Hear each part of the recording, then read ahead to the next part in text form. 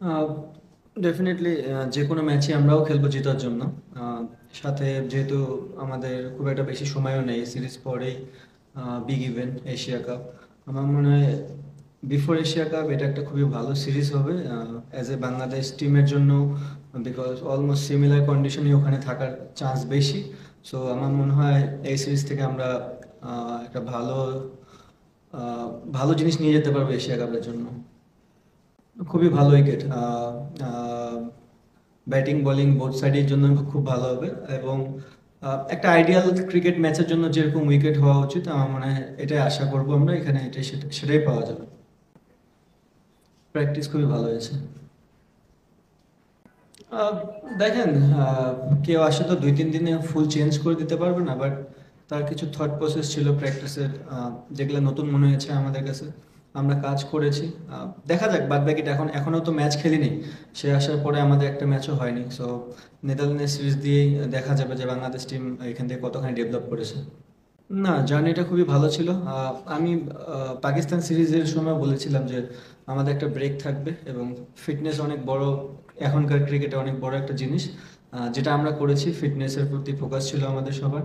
ফিটনেসের পরে আমরা আমাদের স্কিলের উপর ডেভেলপ করার চেষ্টা করেছি। উনি বললো যে কথাটা যে নতুন কোচ এসেছে, ডিফারেন্ট কিছু চেষ্টা করতেছিলাম।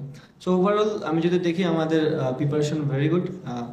আপনি এত ভালো ফ্যাসিলিটি সহকারে প্রিপারেশন খুব কমই পাওয়া যায়। আমার মনে হয় বাংলাদেশ টিম লাস্ট যে ব্রেক ছিল, ব্রেকের পর থেকে খুব ভালো প্রিপারেশনে আছে। না, দেখেন, যে কোনো ইন্টারন্যাশনাল ম্যাচই আপনার জন্য চ্যালেঞ্জিং হবে। নেদারল্যান্ডও ভালো টিম। হয়তো বা তারা এই কন্ডিশনে খুব একটা খেলে না, বাট যদি ভালো উইকেটে ক্রিকেট হয় তারা ভালো উইকেটে ক্রিকেট খেলে অভ্যস্ত। সো বোথ সাইডে চ্যালেঞ্জ থাকবে। এবং অবভিয়াসলি যদি এশিয়া কাপের আগে আমাদের হাতে ওই অপরচুনিটি থাকে কিছু প্লেয়ার চেক করার, আমরা করবো, but at the same time international cricket, so আপনাকে জেতার জন্য যেতে হবে।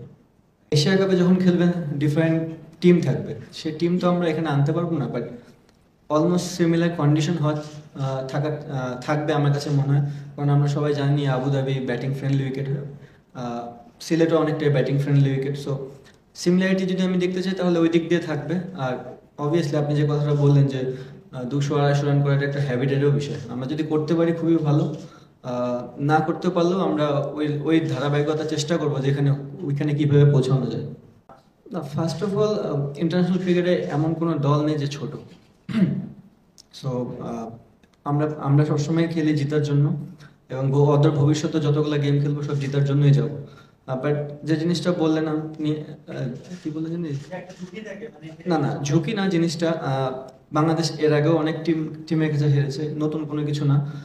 যদি হেরেও যাই, হেরে যেতেই পারি।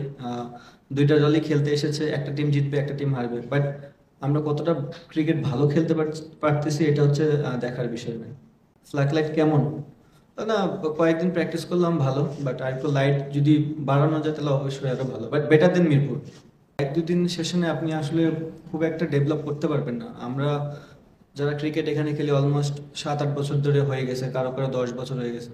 সো একটা প্যাটার্ন তো থাকে, যে যার প্যাটার্নে ক্রিকেট খেলতেছে তার ভিতরে চেষ্টা করতেছে যে ডিফারেন্ট কিছু আনার জন্য। বাট এটা দেখা যাবে আপনার একটু সময় দিতে হবে।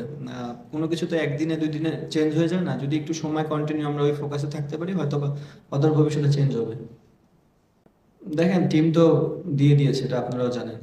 পারভেজ জীবনের বিষয়টা এখন আমি ক্লিয়ার না। ম্যানেজমেন্ট বা ফিজিওর তরফ থেকে আমার কাছে কোনো কিছু আসেনি। আর সম্মত আমাদের ব্যাকআপ অপশনে আছে। সো যদি কখনো প্লেয়ার ইনজুর্ড হয়, যে পজিশনের কথা বললেন, তাহলে অবশ্যই সে আসবে। আহ, আমি আগেও বললাম যে এখানকার কন্ডিশনটা অলমোস্ট সিমিলার হওয়ার চান্স আছে ওখানে আবুধাবিতে। সো আমরা কয়েকদিন ধরে প্র্যাকটিস করেছি এবং একটা ম্যাচও খেলেছি আমরা। আম, আমরা জানি এখানকার কন্ডিশন কি হতে পারে, এবং আমাদের প্লেয়াররাও সব জানে যে এখানে কন্ডিশন কি হতে পারে। সো চেষ্টা করবো ওই কন্ডিশনটাকে কাজে লাগায় যেন ম্যাচের রেজাল্ট বের করতে পারি। আমি তো ভেরি হ্যাপি যে আমার টিমে 2জন প্লেয়ার ইনক্লুড হয়েছে। নট অনলি যে যারা এখান থেকে টিমে নাই তারা খারাপ প্লেয়ার, তারাও বাংলাদেশের জন্য অনেক অনেক কিছু করেছে, এবং অদূর ভবিষ্যতে আবারও তারা হয়তো বা আবার কামব্যাক করবে। আহ, সোহান এবং সাইফ লাস্ট বিগত অনেকগুলো বছর ধরে তারা ভালো ক্রিকেট খেলছে। স্পেশালি সোহান ভাই তো অনেকদিন ধরেই মোটামুটি ভালো ক্রিকেট খেলছে। আর সাইফের যে জিনিসটা, সাইফের লাস্ট বিপিএল প্লাস জিটি, এবং একটা গেম খেলে আসলো অস্ট্রেলিয়াতে, তার যে খেলার যে প্যাটার্নটা ছিল, এবং আমার কাছে মনে হয় আমাদের এমন একটা প্লেয়ার দরকার ছিল যে কিনা একটু অ্যাগ্রেসিভ মাইন্ডে ক্রিকেট খেলতে পারে মিডল ওভারে অ্যান্ড 1-2 ওভার যার কাছ থেকে বোলিং পাওয়া যায়, ওই জন্যই কিন্তু সাইফের আমরা নেওয়া। সো চেষ্টা করবো যে সাইফ তার যে ক্যালিবারটা আছে, যেটা সে ন্যাশনাল টিমের বাইরে যে গ্রেট ক্রিকেটগুলো ছিল ওখানে খেলেছে, সেগুলো এখানেও খেলার চেষ্টা করবে। যদি তারা সুযোগ পায় আমি চেষ্টা করবো, আমি চাবো যে তারা যেন তাদের বেস্ট ক্রিকেটটা খেলতে পারে বাংলাদেশের জন্য। আর নট অনলি যে 1-2 ম্যাচ পরেই যে তারা বাদ পড়বে জিনিসটা এমন না। টি-20 ফরম্যাট যে কোনো সময় আপনার এগ্রেসিভ ক্রিকেট খেলার জন্য আপনি আউট হয়েই যেতে পারেন। এটা আমরা ম্যানেজমেন্ট বুঝবো যে প্লেয়ারটা কীরকম খেলার চেষ্টা করছে। যদি বুঝি যে না, সে টিমের জন্য সব কিছু দিতে প্রস্তুত, অবভিয়াসলি টিম ম্যানেজমেন্ট ব্যাক করবে। আর চেষ্টা থাকবে ভালো ক্রিকেট খেলার। আমি আমার তরফ থেকে 100% দেওয়ার চেষ্টা করবো।